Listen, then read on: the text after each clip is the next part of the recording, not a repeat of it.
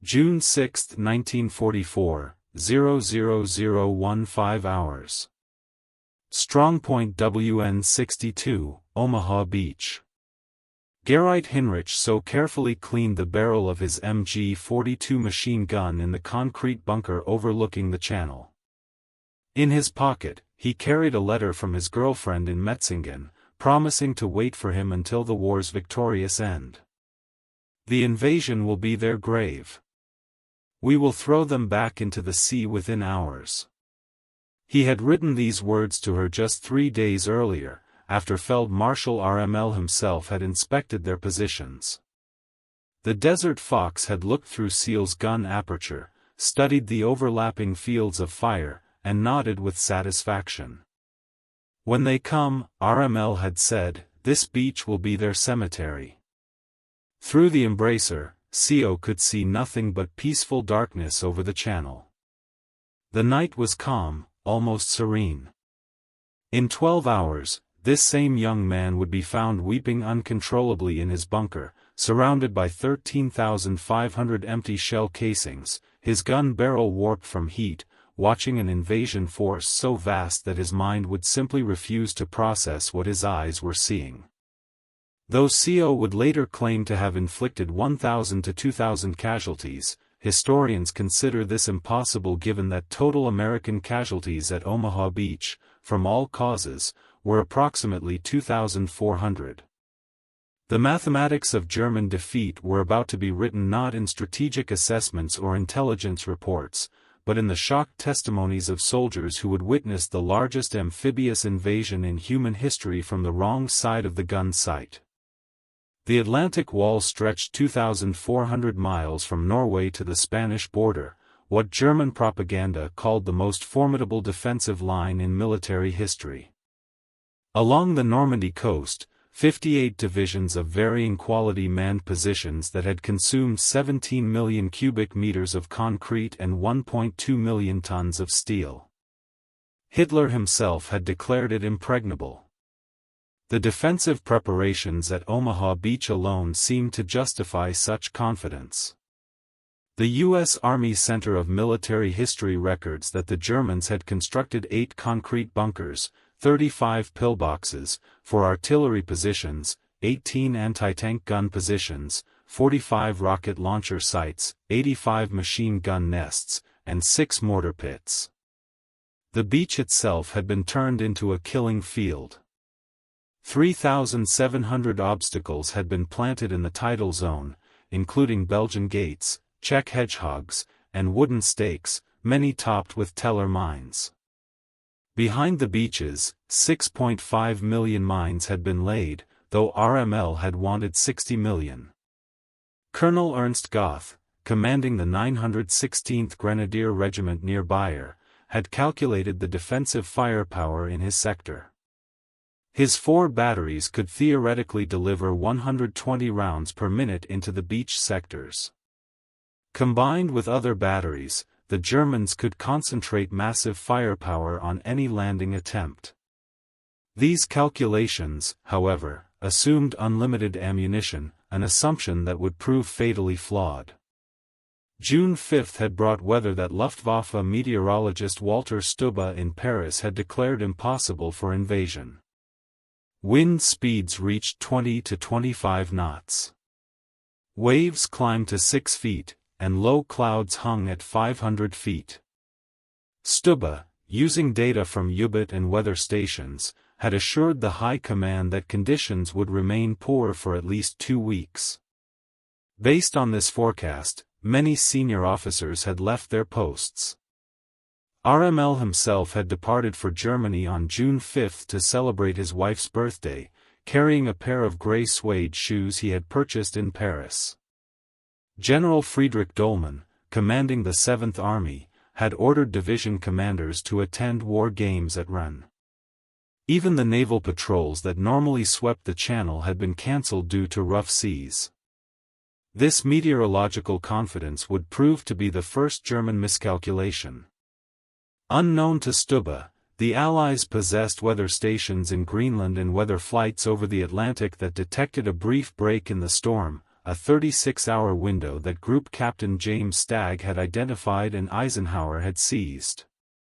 At 2,315 hours on June 5, radar stations along the Norman coast began detecting unusual activity. Freya and Wisberg radar sets picked up massive aerial formations approaching from the north. The operators, however, had seen this before, Allied deception raids designed to keep German forces on alert. By 00030 hours on June 6, reports began flooding in that challenged all assumptions. Full Scharjäger paratroopers were landing across Normandy. But the reports made no sense. Some units reported paratroopers to the east, others to the west. Some claimed they were British, others American. Dummy paratroopers with firecrackers attached, part of Operations Titanic and Rupert, added to the confusion. Major Hans von Luck, commanding the 125th Panzer Grenadier Regiment of the 21st Panzer Division, was one of the first to grasp the situation's gravity. Awakened by reports of paratroopers landing near his positions, he immediately requested permission to attack. The response from division headquarters: "Do not move until the situation clarifies." Von Luck would later write in his memoir, Panzer Commander, "I knew at that moment we were lost." The paratroopers were clearly marking flanks for a landing. Every minute we waited gave them time to consolidate. Yet we sat paralyzed by our own command structure. June 6, 05:30 hours. As the first gray light began to illuminate the channel, German observers in forward positions began reporting something that their training had never prepared them for. Verloscart, whose presence at the coast remains disputed by some historians, including Heinrich Severloh himself, was credited in some accounts with being among the first to report the Armada. What is certain is that German observers across the Normandy coast witnessed, from horizon to horizon, a sea covered with vessels. Not dozens, not hundreds, but thousands. Ships of every size and description, from massive battleships to tiny landing craft spreading across the channel like a gray carpet. The invasion fleet consisted of 6,939 vessels, according to official Allied records, 1,213 warships, 4,126 landing craft, 736 ancillary vessels, and 864 merchant ships. It was the largest naval armada ever assembled in human history. To the German defenders raised on propaganda about Allied weakness and division, the sight was psychologically devastating. Bernhard Furking, an artillery officer at WN 62 who would be killed later that day, reportedly told his men that they were witnessing the whole world arriving on their doorstep. At 05:35 hours, the naval bombardment commenced. Nothing in the German defenders' experience, not the Eastern Front, not the heaviest RAF raids, had prepared them for what followed. The battleship USS Texas alone fired 255 14-inch shells at Point du Hoc in 34 minutes, according to Naval History and Heritage Command records. HMS Warsbite, the first ship to open fire on D-Day at approximately 0500 hours, would deliver over 31 15-inch shells in the first 2 days, including 96 rounds fired at German positions on June 9. The cumulative bombardment from the naval force exceeded anything the Wehrmacht had previously encountered. According to German veterans' accounts collected by the German Federal Archives, concrete bunkers designed to withstand any bombardment cracked under the naval gunfire. Men were buried alive, dug out, and buried again as shells continued to rain down. The psychological impact was as devastating as the physical destruction. These fortifications in which they had placed absolute confidence were crumbling like sand castles. As the naval bombardment continued, the Luftwaffe's response revealed the true desperation of the German position.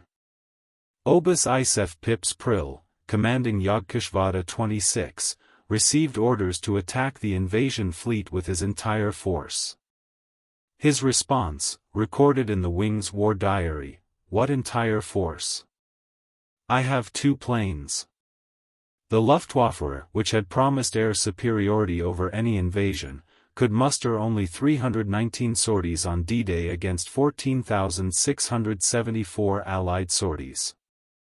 According to U.S. Navy Office of Naval Intelligence records, Priller and his wingman Uniffizier Heinz Vodakik made the only Luftwaffe attack on the beaches during the morning of June 6, strafing Sword Beach once in their FW-190A-8 fighters before fleeing from overwhelming Allied fighter cover.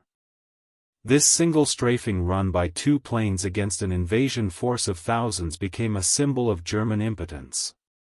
The promised knights of the air who would darken the skies over any invasion had been reduced to a futile gesture.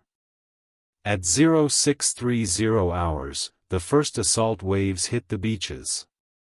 German defenders, despite the bombardment, manned their positions and opened fire. What followed was carnage that shocked even hardened veterans. Heinrich Severloh, the machine gunner at WN-62, began firing at 0635 hours. His position, one of the few undamaged by the bombardment, commanded perfect fields of fire across Omaha Beach. In his 2005 memoir WN-62 Erinnerungen in Omaha Beach, he stated he fired 13,500 rounds over 9 hours. While Severloh claimed massive casualties, military historians note that his position, though deadly, was one of many factors in the Omaha Beach casualties, and specific numbers cannot be verified. What is certain is that his MG-42, firing at a rate of 1,200 rounds per minute in short bursts, contributed significantly to what became known as Bloody Omaha. The German defenders began experiencing what military historians would later term material shock, the mental breakdown caused by confronting overwhelming force. No matter how many Americans, British, or Canadians fell, more appeared. Every destroyed landing craft was replaced by 3 more. Every silenced machine gun position was suppressed by naval gunfire that seemed unlimited.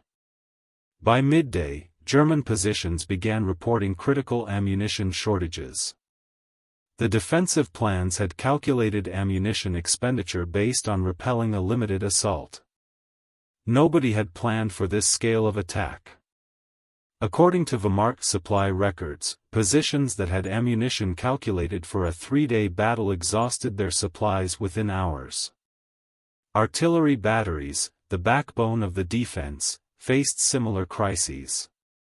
The carefully husbanded ammunition supplies vanished under the intensity of combat. Attempts to bring forward reserve stocks failed. Every road was under constant Allied fighter-bomber attack. The contrast with Allied firepower was stark. German observers noted that American destroyers would fire hundreds of shells at single targets, while German artillery was rationed to 4 shells per gun per day by the afternoon of D-Day. The German Armour Reserve, the force that RML had insisted must defeat any invasion on the beaches, remained paralyzed through the critical morning hours. The 21st Panzer Division, the only armored unit close to the beaches, did not receive orders to attack until 1,000 hours, 4 hours after the landings began. When the 21st Panzer finally attacked at 1,620 hours, they advanced between British airborne landing zones toward the coast. According to divisional records, they reached the shore between Lyon-Ar and Luc-Sumera around 1900 hours, the only German armored unit to reach the coast on D-Day. However, at 2100 hours, they witnessed the arrival of Operation Malad, 250 gliders bringing reinforcements to the British 6th Airborne Division. Interpreting this massive air armada as a threat to their flanks, they withdrew. The division lost 54 tanks and armored vehicles on D-Day, approximately 25% of their strength in a single day. The counterattack also encountered specialized Allied armor they had never seen before. Hobart's funnies, modified tanks with flails for mine clearing, flamethrowers, and bridging equipment, seemed to belong to a different era of warfare entirely. Throughout D-Day, German units faced a threat they had never encountered at this scale: massive airborne forces operating behind their lines. The 6th Airborne Division, British, and the 82nd and 101st Airborne Divisions, American, created chaos that multiplied their actual strength. Oust Friedrich von Heydte, Germany's most experienced paratrooper commander serving with the 6th Falga Regiment, was in Normandy during the invasion. His professional assessment, recorded in post-war interviews, was damning. The Allied airborne operation was everything ours had never been. Massive, coordinated, and supplied. We dropped battalions. They dropped divisions. We were supplied by single aircraft. They had endless streams of gliders and transport planes. The psychological impact of paratroopers appearing everywhere paralyzed German responses. Units refused to move, fearing ambush. Others fired at shadows, sometimes at their own men. The confusion multiplied German problems exponentially. As D-Day progressed, German command and control disintegrated. Allied aircraft systematically destroyed communication lines. French resistance, activated by coded BBC messages, cut telephone cables and destroyed relay stations. Radio communications were jammed by Allied electronic warfare units. General Lieutenant Max Pemmel, Chief of Staff of the 7th Army, attempted to coordinate the defense from his headquarters at Lamar. His war diary records increasing frustration as contact with forward units disappeared. By noon, entire divisions had vanished from the communication network. Individual unit commanders made decisions in isolation, without knowledge of the larger picture. As darkness fell on June 6, surviving German defenders took stock of their situation. The impregnable Atlantic Wall had been breached in multiple places. The Luftwaffe had essentially ceased to exist over Normandy. The Kriegsmarine had managed to sink one destroyer, USS Corrie, while losing 15 E-boats and numerous smaller craft. General Lieutenant Wilhelm Riche, commanding the 716th Division which had borne the brunt of the British assault, reported to 7th Army Headquarters, Division combat strength 35%. All coastal strong points lost. Artillery 90% destroyed. Enemy advancing inland. The statistics told a story of complete tactical failure despite individual acts of heroism. In a single day, the German forces had suffered casualties equivalent to those of a major battle, while the Allies continued landing fresh troops as if D-Day was merely the beginning, not the climax. Throughout the night of June 6 to 7, German units attempted to regroup and counterattack. These efforts revealed the full extent of Allied superiority. Every German movement was detected by radar, illuminated by flares, and destroyed by artillery or naval gunfire. Hans von Luck's Panzer Grenadiers, finally released to counterattack, advanced towards Sword Beach in darkness.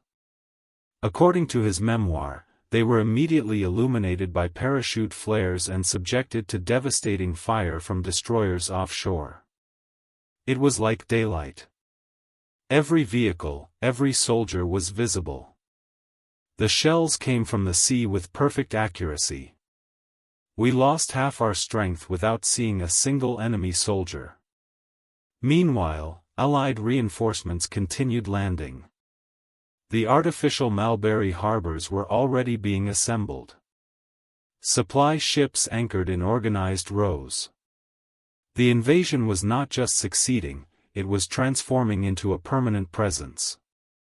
As German reinforcements attempted to reach Normandy, they encountered complete interdiction of movement.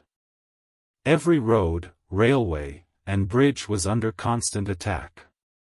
According to Wehrmacht transportation records, units that should have reached the front in one day took up to 2 weeks.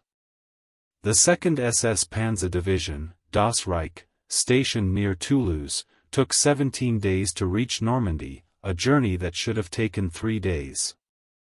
They arrived having lost 30% of their vehicles to air attack without firing a shot at ground forces. The psychological impact was devastating.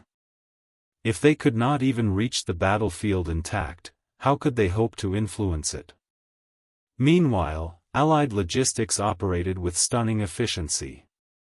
LSTs, landing ship tank, discharged entire armored regiments in hours.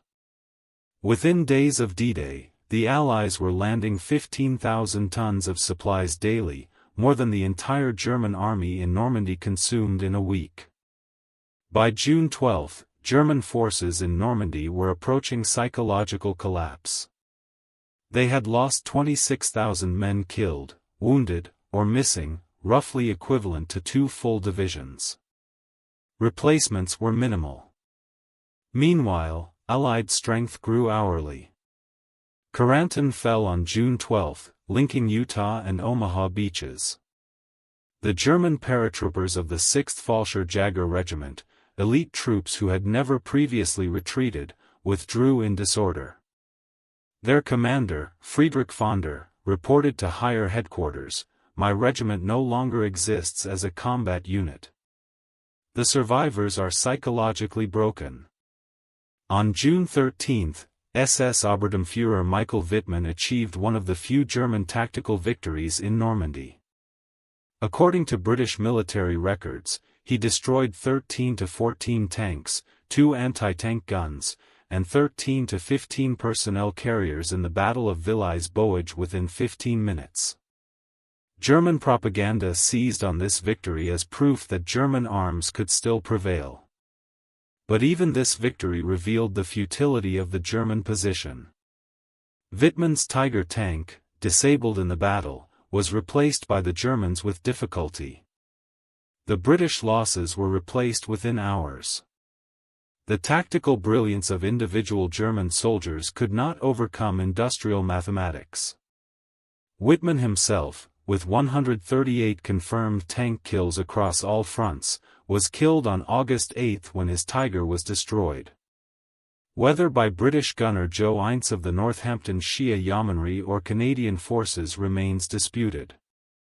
The Wehrmacht's greatest tank ace was eliminated by an enemy that could afford to trade 10 tanks for 1 Tiger. The fall of Cherbourg on June 26 provided another psychological blow. This major port, fortified over 4 years and garrisoned by 21,000 men, was supposed to hold for months. It fell in 5 days of serious fighting. General-Lieutenant Karl Wilhelm von Schleben, commanding the garrison, had proclaimed he would defend Cherbourg to the last bullet. Instead, he surrendered on June 26. In his post-war interrogation, he explained that resistance became meaningless against unlimited enemy resources, a theme that would echo throughout German accounts of Normandy. Operation Cobra, beginning July 25, delivered the knockout punch to German forces in Normandy. According to official U.S. Army Air Force records, the preparatory bombardment involved 153 heavy bombers, 380 medium bombers, and 550 fighter bombers, dropping over 4,100 tons of bombs in a concentrated area just 7,000 yards wide and 2,500 yards deep.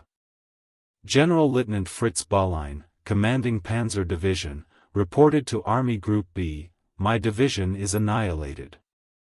The psychological effect on the survivors is indescribable. They are no longer soldiers, but broken men. The bombing was so intense that it killed Lieutenant General Leslie McNair, the highest-ranking American officer killed in the European theater, who was observing from what was thought to be a safe distance. If American generals were not safe from their own firepower, what chance did German soldiers have? The Falaise Pocket, August 12 to 21, became the graveyard of German forces in Normandy. According to Allied intelligence reports confirmed by post-war German records, approximately 10,000 Germans died in the pocket and 50,000 were captured. Over 300 tanks and armored vehicles were destroyed, along with 2,500 other vehicles. German soldiers attempting to escape described scenes of apocalyptic destruction. Roads were carpeted with dead horses and burning vehicles. Allied fighter-bombers attacked in waves every 20 minutes. Artillery fell continuously. The systematic destruction was so complete that many soldiers simply gave up, preferring captivity to certain death. The final accounting of the Normandy campaign tells a story of complete German defeat. German losses, June 6 to August 31, approximately 320,000 casualties, 30,000 killed, 80,000 wounded, 210,000 missing or captured. 2,300 tanks destroyed, virtually all armor in France. 2,127 aircraft lost. Allied losses, 29,672 casualties, with replacements exceeding losses daily. Approximately 4,000 tanks lost, replaced within weeks. 11 aircraft lost from a force exceeding 13,000. The disparity revealed the fundamental truth. Germany was fighting a nutritional battle it could not win against an enemy with virtually unlimited reserves. Professional German military officers provided the most objective assessments of the disaster.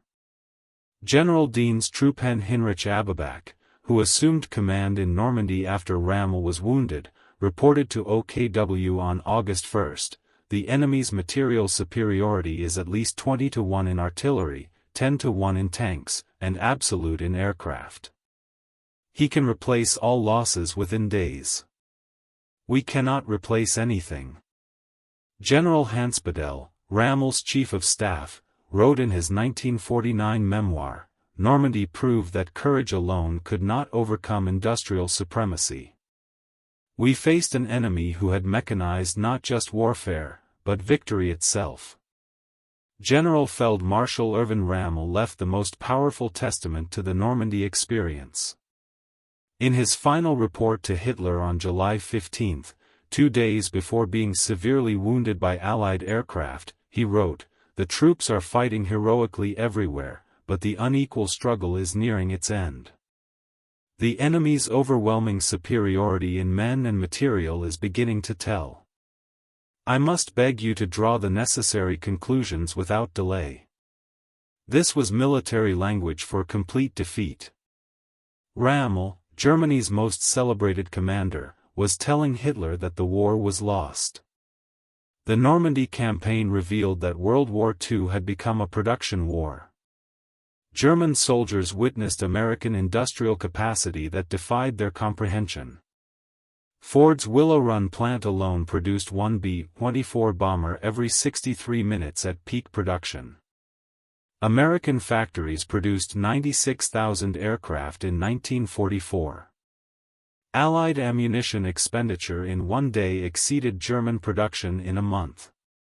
A single American division consumed more supplies daily than an entire German corps. Hans von Luck, reflecting on Normandy in his memoir, wrote, "We learned that modern war was not about tactics or courage, but about production." The Americans had turned war into an industrial process. They manufactured victory on assembly lines. The German soldiers who survived Normandy were psychologically transformed. They had witnessed the complete invalidation of everything they had been taught about warfare, racial superiority, and national destiny. Heinrich Severloh, the machine gunner of WN-62, spent the rest of his life haunted by his D-Day experience. In his 2005 memoir, he wrote about meeting American D-Day veterans. "We all realized we had been young men thrown into an industrial slaughterhouse. My 13,500 rounds meant nothing against their unlimited replacements. Friedrich von der Heydte, the paratrooper commander, became a professor of international law after the war. He wrote, "Normandy taught us that the era of warrior heroes was over. War had become a matter of industrial capacity, and we had challenged the world's greatest industrial power with horses and outdated dreams."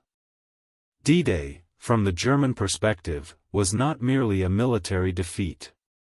It was a complete ideological and psychological collapse. Soldiers who had conquered most of Europe discovered that everything they believed about their enemies, their cause, and their capabilities was catastrophically wrong. They had expected to face weak, divided democracies. Instead, they encountered an alliance that had transformed war into an industrial process of overwhelming efficiency. They witnessed democracy's arsenal in action, unlimited ships, planes, tanks, and supplies flowing from factories whose capacity exceeded German comprehension. The German defenders of Normandy learned that modern war was won not on battlefields, but in factories, not by the bravest soldiers, but by the most productive societies. They discovered that the Western Allies had revolutionized warfare, turning it into a mathematical equation where production statistics mattered more than tactical brilliance. Heinrich so began June 6 believing the invasion would be thrown back within hours. He ended it surrounded by thousands of empty shell casings, watching endless waves of Allied reinforcements land on the beach his position was supposed to control. His experience embodied the larger German tragedy in Normandy: tactical success drowned in strategic impossibility. The beaches of Normandy became not just a battlefield, but a revelation. German soldiers witnessed the future of warfare, and it belonged to the societies that could produce the most material and apply it most efficiently. They had brought courage, training, and determination to the battle. The Allies brought unlimited industrial production. In trying to hold back the Allied invasion, the German defenders might as well have been trying to hold back the tide itself. They fired until their barrels melted, fought until their ammunition ran out, and watched as the Allies simply brought more of everything. The mathematics of modern war had rendered their courage irrelevant. The German soldiers who faced D-Day learned history's hardest lesson. In the age of industrial warfare, nations that could not match their enemies' production were doomed to defeat regardless of their soldiers' skill or sacrifice. They began June 6 as warriors of the Third Reich and ended it as witnesses to the arsenal of democracy in its full, terrifying efficiency. Their defeat was not just military, but total. A crushing demonstration that the Nazi vision of racial superiority and military dominance had collided with the reality of Allied industrial supremacy and shattered completely. The invasion they had promised to throw back into the sea had instead swept them away, carrying with it the last illusions of German victory.